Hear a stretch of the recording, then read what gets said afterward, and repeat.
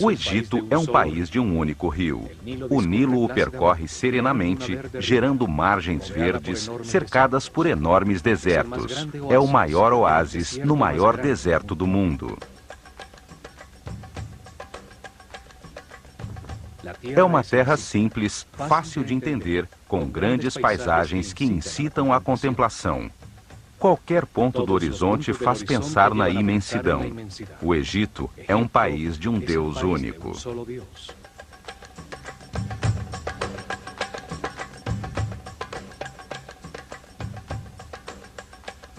Ali, durante milhares de anos, desenvolveu-se uma civilização que viveu em paz e harmonia, sem sair de seus limites naturais para impor-se a outros povos, dedicada apenas ao aperfeiçoamento espiritual.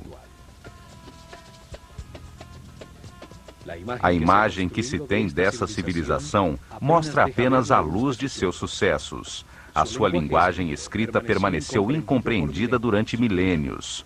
Decodificou-se apenas seu nível mais básico, o dos símbolos, que representam os sons da linguagem.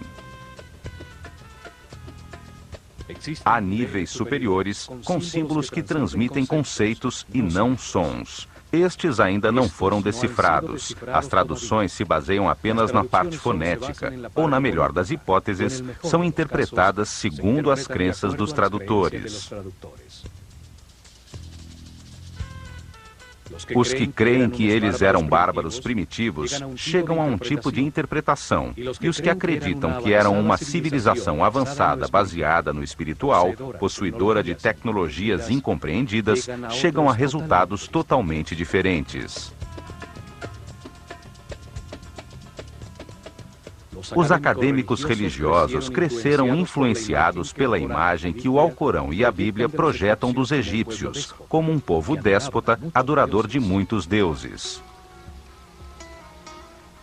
Por esta razão, cristãos, judeus e muçulmanos não puderam reconhecer que o Egito foi uma das fontes que alimentou as raízes de seus próprios credos.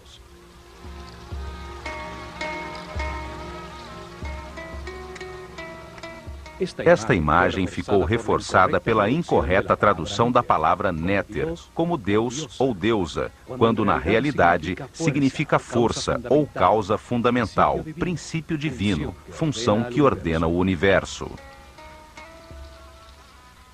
Os néters personificam atributos de Deus. Foram uma maneira simples de explicar ao povo que o único Deus responsável pela criação tem diferentes características. Não quer dizer que sejam múltiplos deuses.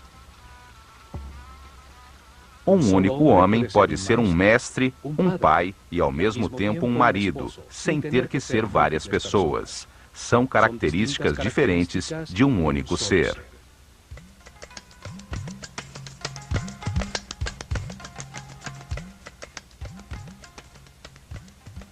Para muitos historiadores, a civilização atual representa o auge do progresso do homem na Terra.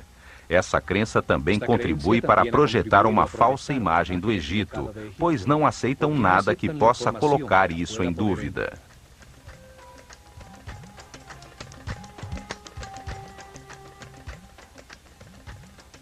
Aceitam apenas parcialmente os documentos cronológicos de governantes egípcios que chegaram a nossos dias, invalidando os registros anteriores ao rei Menes, alegando que apenas essa parte é um mito. Os acadêmicos racionalistas contribuíram também para falsear a história egípcia, ao não aceitar a existência da ciência e filosofia antes da civilização grega, apesar dos grandes pensadores e matemáticos gregos terem encontrado respostas no Egito. Tudo isso projetou uma imagem enganosa da cultura egípcia. São vistos com preconceito, como um povo primitivo e inferior ao mundo moderno civilizado, cuja única qualidade foi construir alguns templos e túmulos para seus faraós, muito grandes e resistentes à passagem do tempo.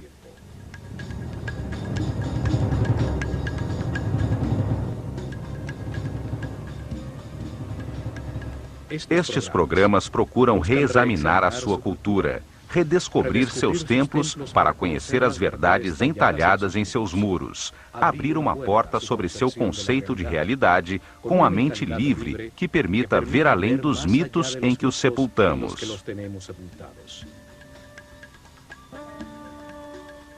Os antigos egípcios entenderam o universo, suas leis, processos e propósito de um modo coerente, lógico, analítico e racional, que é uma herança importantíssima para o homem no início deste novo milênio.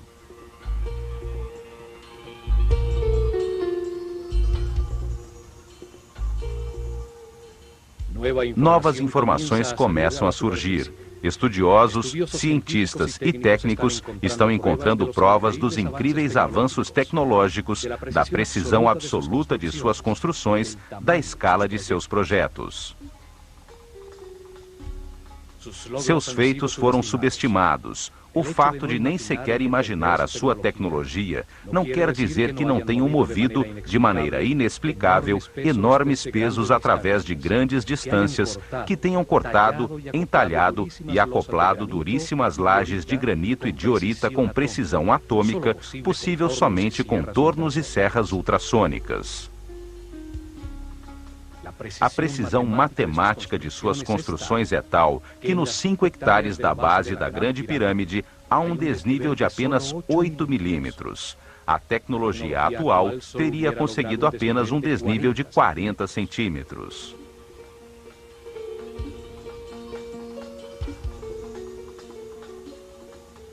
Seu sistema de medida, baseado no homem, deixou a constância exata das medidas do planeta e dos movimentos do sistema solar na galáxia.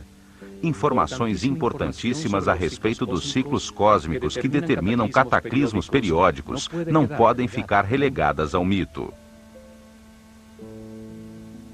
Esta herança faz parte de nosso antigo futuro. O que foi encontrado até agora mostra de maneira evidente que manipularam conhecimentos avançadíssimos em todos os campos das ciências, arte, filosofia e religião.